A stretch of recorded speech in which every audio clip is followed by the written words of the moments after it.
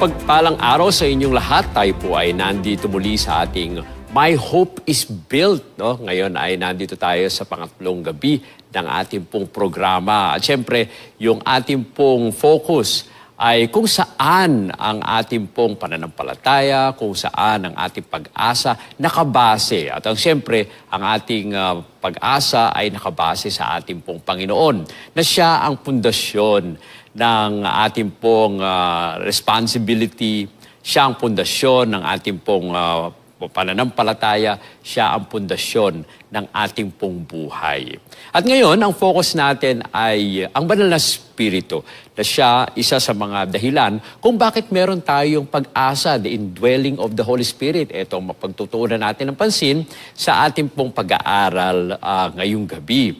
Pero wag po kayong mawawala dahil bukas ang ating pong pag-aaralan naman ay yung forgiveness ng ating Panginoon, yung grace ng ating Panginoon. At sa Sabado, ang ating namang pagtutuunan ng pansin, yung panglima na ating topic ay yung promise ng ating Panginoon sa kanyang muling pagbabalik, pangalawang pagbabalik. So ito pong 5 pillars na to, foundation ng ating hope in Christ, ay ito ay mapagbibigyan natin ng pagtuunan natin ng pansin na tayo po ay pinapalalahanan na as believers, no, ang ating Panginoon ay very faithful. He is powerful and He has been resurrected and He has given the Holy Spirit. And if we believe in Him, we will not perish, but we will have eternal life. Okay? So ngayon ay bago natin pagtuunan ng pansin ng ating pong topic, inanyayahan ko kayo na tayo po ay yumuko para po sa isang panalangin. Ama naming banal Diyos na nasa mga langit ka, sa gabi po ito, muli po kaming lumalapit sa inyong banal na harapan. Ipapasalamat po kami sa pagkakataon na kami po ay makapag-aral muli ng inyong banal na salita. Papasalamat kami na binibigyan nyo kami ng pag-asa sa aming pong buhay. Na bagaman maraming problema ang aming pong kinakaharap, nandyan kayo patuloy na sumasama sa bawat isa. Kaya nga po sa gabi ito, aming pong hinihiling ang inyong patnubay at gabay. Ang inyong nawang katalinuhan, ang ibuhos sa amin upang maintindihan po namin ang mensahe sa gabi ito. Maraming po salamat sa pagdinig sa aming madalangin. Ito po ang aming hiling sa pangalan ng aming Panginoong Hesus. Amen. Amen. Okay? Ngayon po ay focus tayo sa banal na Espiritu. No? Kung ano ang ginagawa ng banal na Espiritu sa ating pong buhay. Ang sabi po sa sulat ni Juan, at ating pong tingnan, John 14:16 to 17. Ito pong sabi, "And I will ask the Father, and He will give you another helper to be with you forever, even the Spirit of truth. For you know Him, for He dwells with you and will be in you." Ito po ang binigay sa atin ng ating Panginoon. Yung ating pong helper na makakasama natin magpasawalang hanggan. It will be forever. Siya yung magbibigay sa atin ng katotohanan. No, yan ang binabanggit po sa atin dito sa text mula sa John 14:16 to 17. Okay? For He dwells with you and will be in you. Alam niyo po, mga kapatid, minsan iniisip natin na tayo ay nabubuhay lang sa sarili natin. Pero alam niyo po, mga kapatid, hindi tayo nag-iisa. No? Ito ang maganda na balita sa atin na ang Banal na Espiritu ay binigay sa atin ng ating Panginoon para makasama tayo sa ating pong buhay. No? Na hindi kayo nag-iisa. Kahit kayo po ay iniisip nyo na nandun lang kayo sa bahay, na naiwan kayo ng inyong mga mahal sa buhay, ay nagtrabaho yung asawa nyo, yung mga anak ninyo ay nag-aral. Hindi po kayo nag-iisa, mga kapatid, no, mga kaibigan, dahil ang Banal na Espiritu ang kasama natin. Ang ating Panginoong Hesus, prinamis niya yung Holy Spirit. No, siya po ang helper natin. Siya po yung comforter natin. Nagbibigay ng kalakasan sa bawat isa. Tayo po ay inaakay upang lumakad, no, kasama ang ating Panginoon. Now, yung Espiritu ng ating Panginoon, ito po ay gift sa atin, no, sa lahat ng mga believer. At ang buhay po natin, mga kapatid, magiging maayos dahil siya ang kasama natin. I-explore po natin ngayon ang Holy Spirit. Kung mga gawa, mga roles ng Holy Spirit. At atin pong titingnan din yung ilan sa mga sulat mula sa ilang mga theologians at kung paano natin ito i-apply sa ating pong practical na buhay. Now, meron po tayong 5 puntos. Katulad po ng ginagawa po natin sa mga nakagabi, always there are 5 points. No? So, yung 5 points na ito ay ating pong pagtutuunan. Focus mismo sa banal na Espiritu. So, yung point 1, mga kapatid, ano yung point 1? The Holy Spirit as our comforter. No? Yan po mga kapatid. Point 1. Tingnan po natin sa John 14:46. No? Ito po ang sabi, but the Helper, the Holy Spirit, whom the Father will send in my will teach all things and bring to your remembrance all that I have said to you. Oh, ito po ang sabi po pala ni John sa ating pong sulat sa John 14:26. But the Helper, yung Holy Spirit is our helper. Katuwang po natin, tumutulong sa bawat isa sa atin. Yung pala mga kapatid, dito pa lang sa unang mga bahagi nitong text na to, ay hindi po tayo nag-iisa. Kung kayo napapagod, meron kayong makakatulong, which is the Holy Spirit. Kung kayo po ay nagkakaroon ng problema at parang gusto niyang sumuko, huwag po kayong sumuko dahil the Holy Spirit is there. Okay? Ito po ay pinadala ng Ama sa ngalan ng ating Panginoong Yesus, na siya po ang nagtuturo. So siya po yung helper, siya naman ang nagtuturo sa lahat ng mga bagay, no? At ipapaalala sa atin lahat ng mga sinabi sa atin ng ating Panginoong Yesus. Now bakit? Bakit natin kailangang maalala yung sabi ng ating Panginoon? Now tayo po ay nakakalimot, no, sa ating pong mga gawain. Minsan, yung totoo na dapat nating ginagawa, yung tama na dapat nating ginagawa, nakakalimutan natin. At ang nagpapaalala sa atin dyan, mga kapatid, ang banal na Espiritu. No? Napaka-importante na lagi tayong kasama ng banal na Espiritu. Hindi po siya basta-basta nandyan sa paligid. We should also invite Him na makasama. Ito po ang tandaan po natin, mga kapatid. Hindi itutulak ng ating Panginoon yung sarili niya o ipipilit ng Panginoon yung sarili niya sa atin. We need to invite. We need to invite. Sabi po ni A.W. Tozer, isa po sa mga writer, the Holy Spirit is a divine presence who brings peace and comfort in the midst of our struggles. Liken Him to a friend who never leaves. Oh, tingnan nyo, napakaganda po mga kapatid. No? Ang banal na Espiritu ay nagbibigay ng kapayapaan sa atin. At kung tayo nalulungkot o inaiwanan ng ating mahal sa buhay o tayo po ay nagdadalamhati, He is the one who comforts us. Okay? Sa mga struggles po natin, tinutulungan tayo. At ito po, ginawa po dito yung Holy Spirit is likened to a friend who never lives. Okay? Na hindi tayo iniiwanan. Lagi tayong sinasamahan, lagi tayong ginagabayan. Yan po ang basbo. At napakaganda nung gawain. No? Iniwanan na ating Panginoon ng Banal na Espiritu para sa atin upang tayo ay tulungan, gabayan, i-comfort, at parang kaibigan na lagi nating kasama. Okay?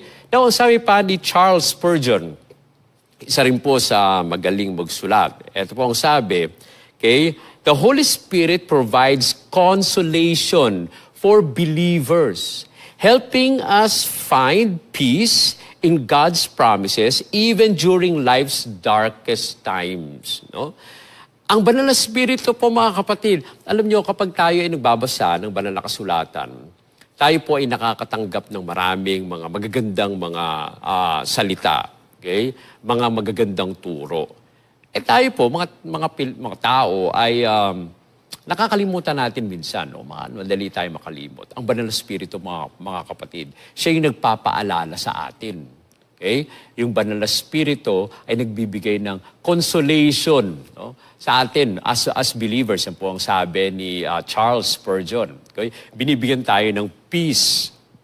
Tapos, pinapaalala sa atin yung mga promises ng ating Panginoon na kahit po sa madilim na pagkakataon ng ating pong buhay, ay pinapaalala sa atin at nagkakaroon ng liwanag sa ating pong buhay.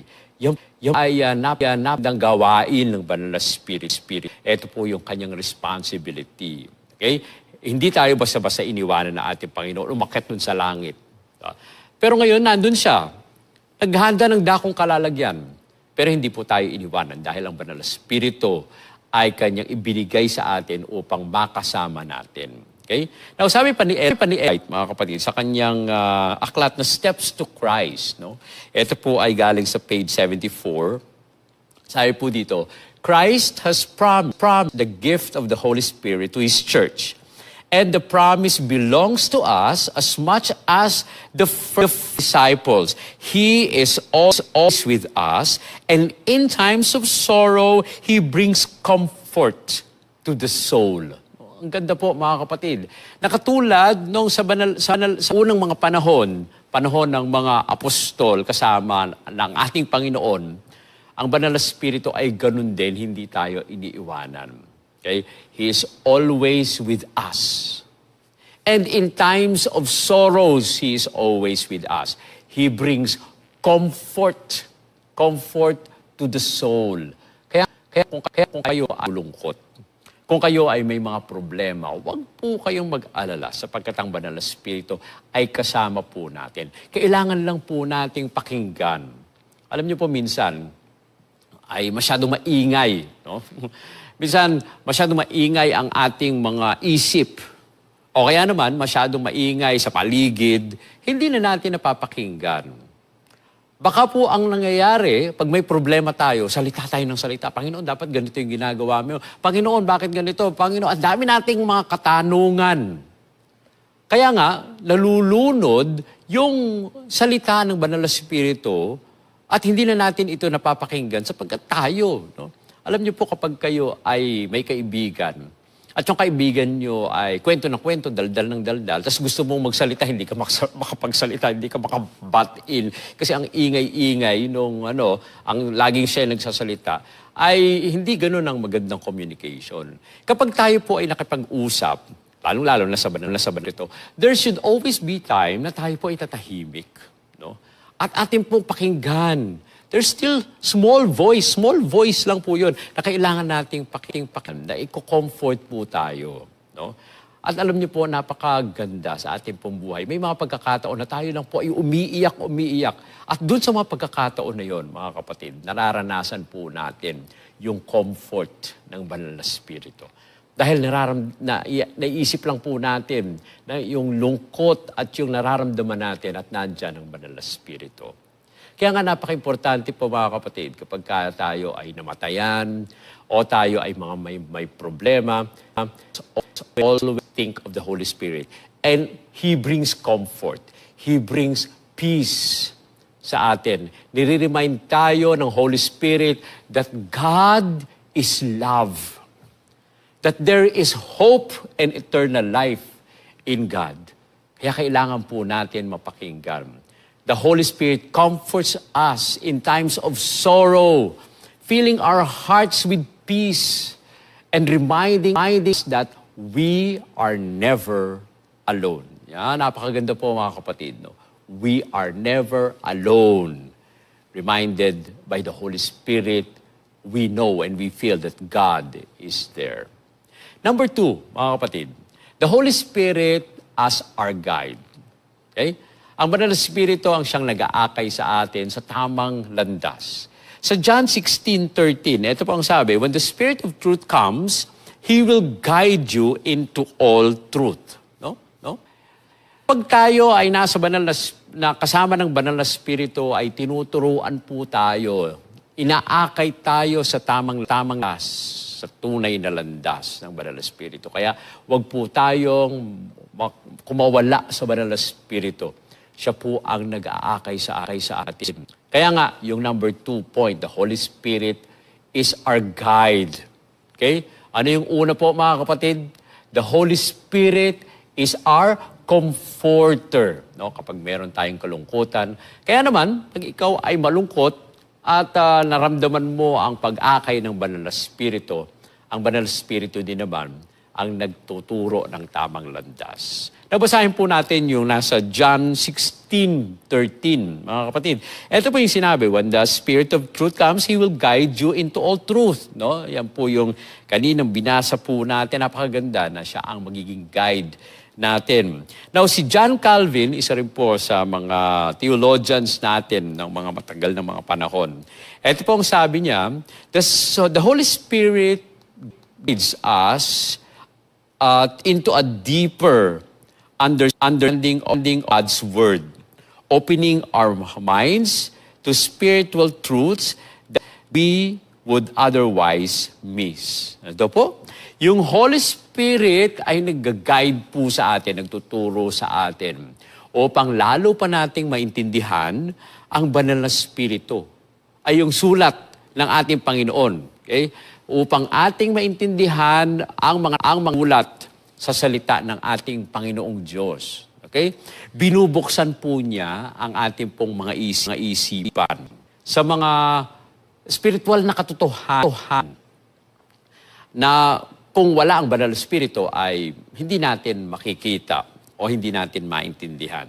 Kaya ito po, mga kapatid, no? Napakaganda nung binanggit dito ni John Calvin na ang banal na Espiritu upang gusto nyo, upang mas maintindihan ninyo ang salita ng ating Panginoon. Lagi nating anyaya. Alam niyo po, ang sumulat ng banal na kasulatan ay sa udyok ng banal na Espiritu. So, sino ang maaaring mag-interpret salita ng ating Panginoon? Kundi yung sumulat, no? Which is the Holy Spirit. Sila po they are men who will filled by the Holy Spirit as they write. No? Kaya, kung kayo ay gusto nyong magbasa ng banal na kasulatan, maintindihan yung banal na kasulatan, always pray. No? Ito po ang may iwan ko sa inyo na kapag kayo po ay nagsaliksik ng salita ng ating Panginoon, lagi tayong lumuhod at hilingin natin ang paggabay ng banal na Espiritu upang maintindihan natin ang salita ng ating Panginoong Diyos. Now, si Dallas Willard ay nagsalita rin po. At ito yung the Spirit provides daily guidance. Ang ganda po, di ba po? Helping us make decisions that align with God's will, especially as we submit our lives to His leading. Ito po ay isa sa napakagandang sulat dito, mga kapatid. Yung guides, daily. No? Kaya nga po, napaka-importante din na mag-aral tayo ng banal na salita ng ating Panginoon araw-araw. No? Ito po ay wag nating kalimutan. Let us always read the Bible. Let us always pray and meditate on God's Word. No? At ang banal na Espiritu, mga kapatid, ang siyang tutulong sa atin. Sa sulat ni Ellen White, sa Desire of Ages, page 671, ito po ang sabi, mga kapatid, the Holy Spirit exalts and glorifies the Savior. It is His office to present Christ, the purity of His righteousness, and the great salvation that we have through Him. Okay? Ano daw po, mga kapatid? Sabi dito ay ang banal na Espiritu ang nagtataas sa ating Panginoong Jesus. Okay? At yun din po ang nais natin sa ating pong buhay, na maitaas natin ang ating Panginoon, na siya po, mga kapatid, ang ating pong righteousness dahil siya ang ating pong kaligtasan. Naliligtas lang po tayo sa pamamagitan ng ating Panginoong Jesus. Kaya nga kung meron kayong kinakaharap na mga major decisions sa inyong buhay, katulad ng mga job offer o kayang relationship choices po ninyo, ang Holy Spirit ay nagbibigay sa atin ng guide. No? Siya po ang nag-aakay sa atin, nagtuturo upang maganda ang ating pong maging decision. Okay? Yung mga choices po natin ay inaakay tayo ng Banal na Espiritu maging align yung ating mga choices sa salita ng ating Panginoon. So, napaka-importante po niyan, mga kapatid. Now, dito po sa ating pong pinag-aaralan na ito, na ang ang Banal na Espiritu, ang siyang guide po natin.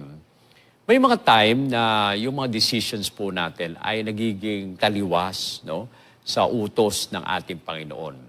Huwag po nating pakinggan yung nasa paligid natin, na mali nilang itinuturo. Let always consult the Holy Spirit because He is our guide, gently leading us, no, through life's decisions. No?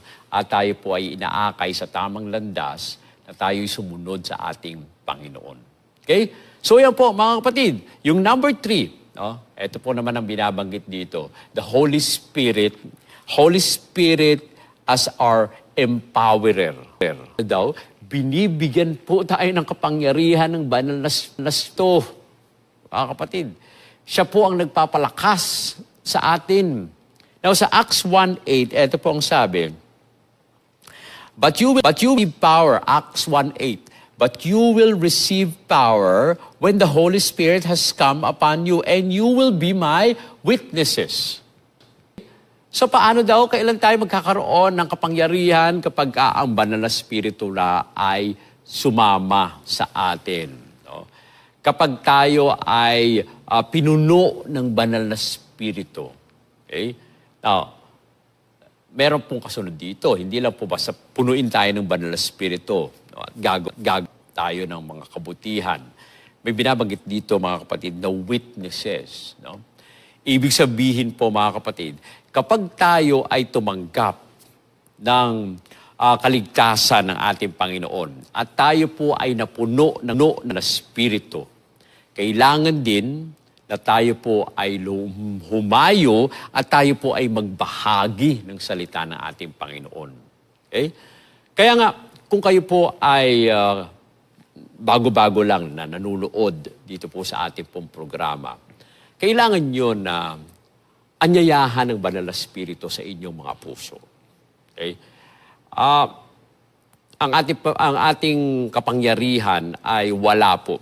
Minsan iniisip natin na kaya po natin gawin ng mga bagay-bagay na may mga pagkakataon na kaya natin gawin dahil tayo po ay nag-aral o kaya tayo po ay expert tayo sa mga bagay-bagay na ito. Pero alam niyo po, mga kapatid, sa tamang landas patungo sa kaligtasan, hindi natin kayang gawin o tayo po ay magligtas sa ating pong mga sarili. Ang banal na Espiritu lamang po, mga kapatid, ang siyang pumupukaw sa ating pong mga puso para tanggapin ng ating Panginoon na ating pong tagapagligtas. Kaya naman, ang aking pong panalangin, no, sa ating pong mga kaibigan na ngayon pa lang nanonood at hindi pa nakakilala sa ating Panginoon, anyayahan niyo ating Panginoong Jesus sa inyong mga puso. Sa tulong ng banal na Espiritu, no, mararanasan po natin ang kanyang kaligtasan. Now, sabi po ni Dwight L. Moody, no, isa pong writer din. Ang sabi po niya dito, the Holy Spirit equips believers with strength and courage to be effective witnesses, making us instruments of God's work. Okay? Ayun po pala, mga kapatid. Now, kung sa buhay po natin ay parang hindi tayo nagiging witness, tayo po ay umuupo lang sa church at tayo nakikinig. Tapos pag uwi ng bahay, gagawin na natin yung mga gagawin natin. Tapos pag pumunta tayo sa ating pong mga trabaho, hindi natin na-share ang ating Panginoon. Baka naman, hindi ho natin hinihingi ang kapangyarihan ng banal na Espiritu, mga kapatid. Dahil ang sabi po dito, ang sabi ni Dwight L. Moody, mga kapatid, the Holy Spirit equips believers with strength and courage to be effective witnesses. Okay? So, kung meron kayong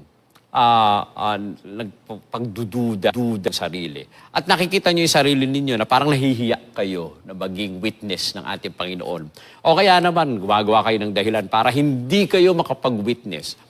O mga kapatid, kailangan nyo ng anyayahan ng Banal na Espiritu. At sabihin sa Banal na Espiritu, Panginoon, Holy Spirit, give me strength to be witnesses. Okay? Give me strength to witness to my neighbor. Give me strength to witness to my friends. Give me strength to witness to my co-workers. Kaya po natin hindi nagagawa yan. Baka naman, hindi natin hinihingi ang kapangyarihan ng Banal na Espiritu. Dahil ayaw rin natin maging witness. Mga kapatid, wag po sana. Bagkus tayo ay maging witness ng ating Panginoon. Okay? Ang sabi ni Martin Lloyd Jones, no? Binanggit po niya dito, mga kapatid, ito ay isang theologian, Martin Lloyd. The Spirit's power is transformative, enabling ordinary people to accomplish extraordinary things for God's kingdom. Napakaganda po, mga kapatid, na kapag tayo daw po pala ay nasa under the power of the Holy Spirit, tayo po ay nababago na kahit tayo po ay mga ordinaryong mga tao, ay makakagawa tayo ng extraordinary na mga gawain para sa kaharian ng ating Panginoon. Kaya nga, panalas to ang sagot sa inyong mga kahinaan. Tayo ay lumapit sa Banal na Espiritu at tayo po ay aakayin ng Banal na Espiritu sa tamang landas. Ito pa ay ang itong ni Ellen kapatid at niya sa Desire of Ages, page 671. Ito po ang sabi, the Holy Spirit was the highest of all gifts that He could solicit from His Father for the exaltation of His people. The Spirit was to be given as a generating agent. No? Bakit po kaya, siguro tatanungin ninyo, bakit hindi na lang sinabi yung, ikaw na lang, angel, punta dito. Ang kinuha pa ng ating Panginoon, ang hiningi ng ating Panginoong Hesus sa Diyos Ama ay ang banal na Espiritu na siyang sasama sa atin. Mga kapatid, makapangyarihan ng banal na Espiritu. Siya ang kumilos nung nagkaroon ng creation. No? Naalala nyo, and the Spirit of God hovers over the earth, the sea, and the water. Siya po ay kasama doon sa creation. Kaya nga napaka-importante, kung kayo, kailangan ng buhay nyo na ma-recreate, mga kapatid. Kailangan ng buhay nyo na kayo ay mabago. Ang mas may kapangyarihan na magbago ng buhay natin, mga kapatid, ay ang banal na Espiritu. If He has created this earth, He can recreate your heart to be a heart full of love from Christ. Kaya nga, dito sa Desire of Ages na binanggit ni Ellen White, the Spirit has been given as a regenerating agent. No? Siya po ang nagbabago sa atin, nagpapalakas sa atin. Kung tayo man ay mahiyain, at tayo po ay nahihiya o kaya natatakot tayo na magsalita sa mga tao, ang Banal na Espiritu ang siyang magbibigay ng kalakasan sa atin. Yung pag-share ng ating pong faith, wag po nating kalimutan na hindi tayo nag-iisa na pumunta sa mga tao para ating ibahagi ang pananampalataya. We will be empowered by the Holy Spirit to speak. No? Kaya nga, the Holy Spirit empowers us to do what we cannot do alone. Napakaganda po nito, mga kapatid. Through His power, we become effective witnesses and servants of God's work, in God's work. Kaya nga, the Holy Spirit, siya ang makapangyarihang agent ng ating Panginoon upang tayo po ay matulungan. Okay? Pang-apat po, mga kapatid, Holy Spirit as the source of hope and assurance. No? Kapag tayo po ay nawawalan ng pag-asa, ang Banal na Espiritu ang siyang ating pag-asa. Kapag tayo po ay nalulungkot, ang Banal na Espiritu ang siyang nagbibigay sa atin ng kasiyahan, kagalakan. Now, sabi po sa Romans 8:16, the Spirit Himself bears witness with our spirit that we are children of God. Okay? Pinapaalala po sa atin, mga kapatid, ang Banal na Espiritu mismo, ang nagbibigay sa atin ng kalakasan para tayo maranasan po natin, maramdaman po natin na tayo ay palagi na hindi iniiwanan ng ating Panginoon dahil tayo ay Kanyang mga anak. Okay? Anak tayo ng ating Panginoon. And the Spirit bears witness with our spirit that we are children of God. Minsan, kapag tayo po ay nandito, at siyempre nandito tayo sa mundo, minsan nakakalimutan po natin na tayo ay anak ng Diyos. No? Iniisip natin na tayo ay citizen ng magulong mundo na ito. Na parang gumagawa tayo ng paraan kung paano na tayo kikilos dito sa mundong ito, na may mga pagkakataon na kinakalimutan na natin, na tayo po ay may tagapamagitan, at kinakalimutan natin na nandiyan yung banal Espiritu kasama natin. No? Nakakalungkot po kapag ganyan ang nangyayari. Alalahanin po natin, mga kapatid, tayo ay mga anak ng Diyos. At ang banal Espiritu ang siyang nagpapaalala sa atin na tayo ay mga anak ng Diyos. Huwag po natin kalimutan yan. Meron tayong gawain, meron tayong bahagi. Na dahil tayo ay tinanggap na natin si Kristo na ating pong tagapagligtas, tayo po ay kasama na ng ating Panginoon, tayo po ay binago ng ating Panginoon. Huwag rin nating kalimutan na marami ding mga tao na anak din sila ng Diyos, pero sila po ay lumayo. Kailangan natin silang paalalahanan. Kailangan silang tawagin upang bumalik sa ating Panginoon. Napaka-importante po, na meron pa ring pag-asa. We are assured because of the Holy Spirit na tayo po ay patuloy na merong hope sa ating Panginoon.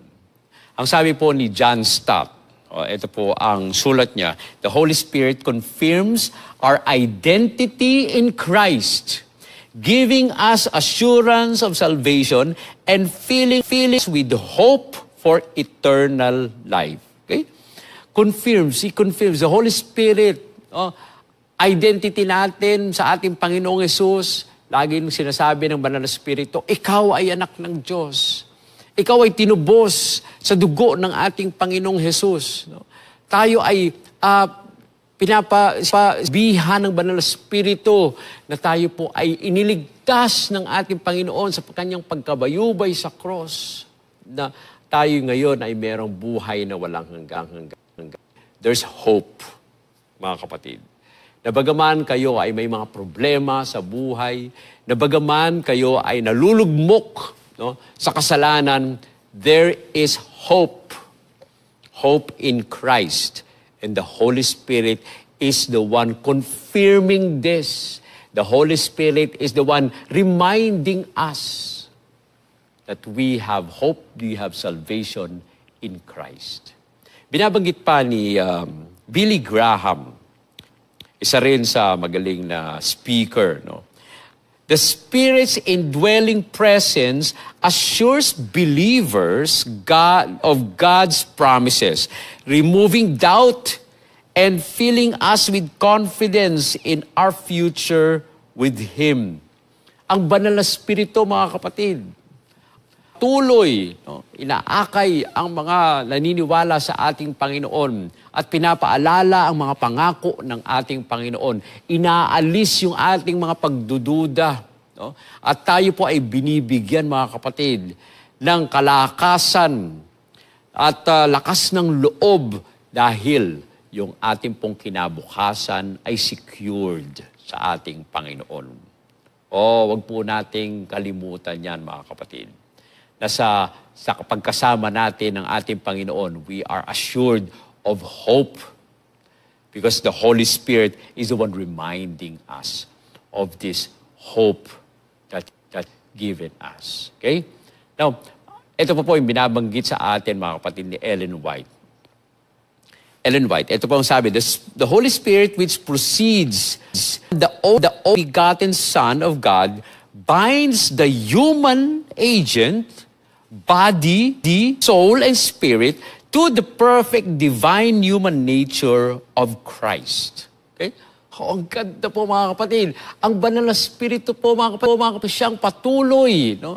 Patuloy na nag-aakay sa atin na tayo ay paalahanan ng ating Panginoong Hesus ay perfect and divine, yung human nature ng ating Panginoon ay siyang maibibigay sa atin po, mga kapatid. At tayo po ay tatanggapin ng ating Panginoong Diyos. Napaka-importante, no? That the Son of God, His sacrifice on the cross has been given to each and every one of us that we may be saved. Okay?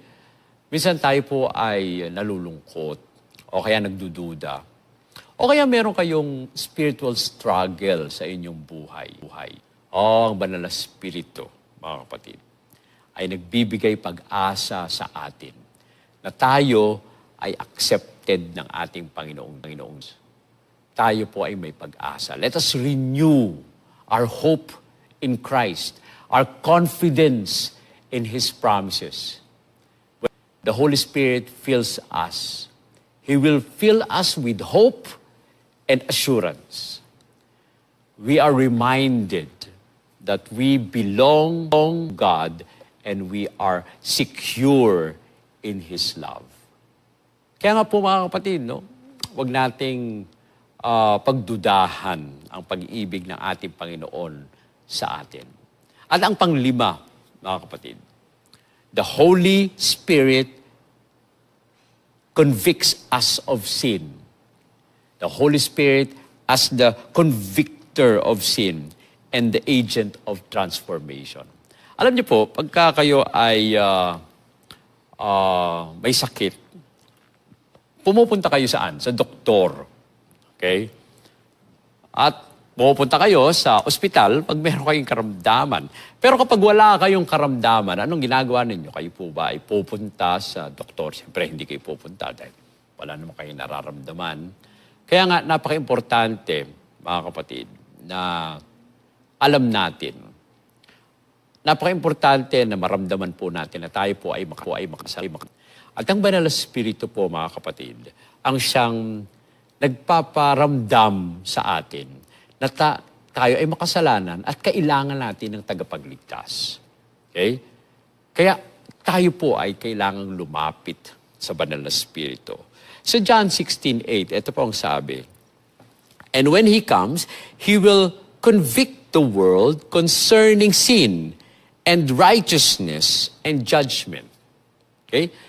Kapag tayo po ay tinanggap natin ang banal na Espiritu mo, mga kapatid, tayo po ay binubulungan ng banal na Espiritu na tayo po ay nagkamali. Tayo po ay may nagawang kasalanan. He convicts us of our sin. At siya rin naman ang nag-aakay sa atin upang po ay lumakad sa katuwiran. Para sumunod tayo. No? At tayo po ay maging kapareho ng ating Panginoon na sumusunod sa utos ng ating Panginoong. Kaya nga, dito sa panghuli nating puntos, mga kapatid, magpasalamat tayo na nandiyan ang banal na Espiritu, na siyang sabi sa atin, no?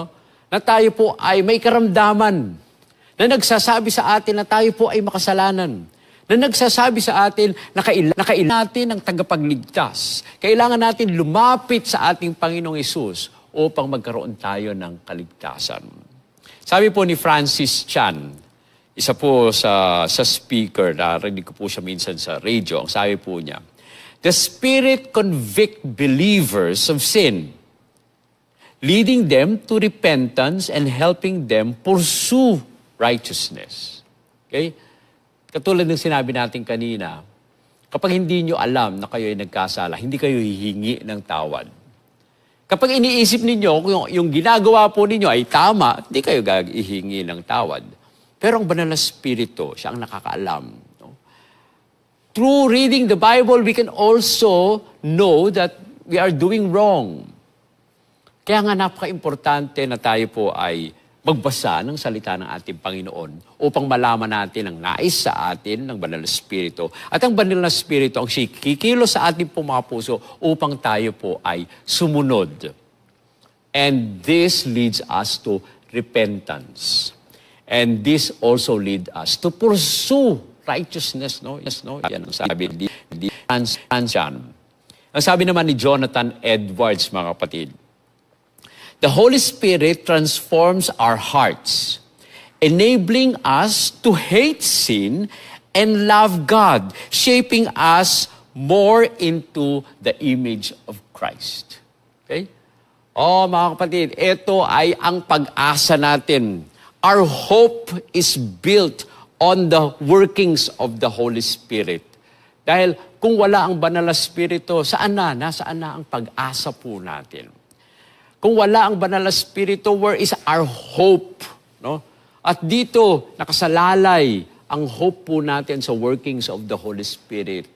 Through Christ, mga kapatid, sa kanyang kaligtasan, tayo naman ay kinukonvict ng banal na Espiritu. Kapag tayo ay nakinig sa banal na Espiritu, we will be transformed. Our hearts will be transformed. At tayo naman ay lalayo sa kasalanan. We will hate sin. And while hating sin, we will be drawn closer to God to love Him. At kapag tayo ay lubos naging katulad ng Panginoon, we will be shaped according to Christ's image. No? Magiging katulad na tayo sa ating Panginoon, sa ating pong kilos, sa ating pong pagsasalita, sa ating pag-iisip, sa ating pong paggawa. Tayo ay nagiging katulad ng ating Panginoong Jesus. Kaya nga kung iniisip po ninyo na meron pa kayong mainitin na ulo, o kaya madali kayong magalit, o kaya kung ano yung mga hindi magandang mga karakteristik na nasa inyo, mga kapatid, maging bukas tayo sa bulong ng banal na Espiritu. Maging bukas tayo sa pagbabago ng ating puso sa umagitan ng banal na Espiritu. At tayo po ay magiging katulad ng ating Panginoong Jesus. Si Ellen White po, sa kanyang sulat na Steps to Christ, ito po yung kanyang sinasabi. It is the Spirit that causes to shine into darkened minds the brightest of the glory of the righteousness of Christ. No? Kahit daw po palang napakadilim, ang banal na Espiritu ang nagiging dahilan para lumiwanag, no? At maipakita ang katwiran ng ating Panginoong Hesus, ang glory ng ating Panginoong Hesus sa ating pong buhay. Kaya kung iniisip po ninyo, mga kapatid, mga kaibigan, na nakalugmok na kayo sa pagkakasala, na parang hindi na kayo mapapatawad, wag po kayong mag-alala. Dahil ang banal na Espiritu will convict you of our sin. At ating Panginoon naman, nagsasabing, if we confess our sins, He is faithful and just to forgive us our sins and cleanse us from all unrighteousness. We will become righteous through the power and workings of the Holy Spirit. By the love of Christ, we will be saved. Kaya napaka-importante po, mga kapatid, ang work ng Holy Spirit sa inyong buhay. Don't grieve the Holy Spirit. Kapag kayo ay kinukonvict ng Holy Spirit, huwag kayong lumayo, huwag kayong tumalikod, bagkus kayo ay makinig. No? Pakinggan ninyo ang bulong ng Banal na Espiritu at kung ay dapat magbago, mga kapatid. Dahil ito ay mga pagkakataon, ang Banal na Espiritu ay gawa. Alam niyo po, maraming mga pagkakataon na tayo po ay umiisip na gumawa ng kasalanan. At merong mga pagkakataon, mga kapatid, nagagawa na tayo ng kasalanan, merong dadating na tao, merong mga bagay na mangyayari na nakakaiwas tayo sa paggawa ng kasalanan, mga kapatid. Pero alam niyo po, merong mga pagkakataon na kahit merong pang mga ganyang bagay na nagdidistract sa atin na gumawa ng kasalanan, may mga pagkakataon na talagang pursigido tayo na gumawa ng kasalanan.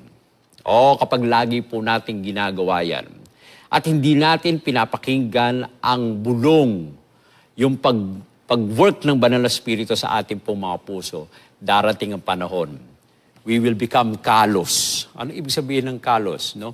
Magkakaroon na tayo ng matigas na puso.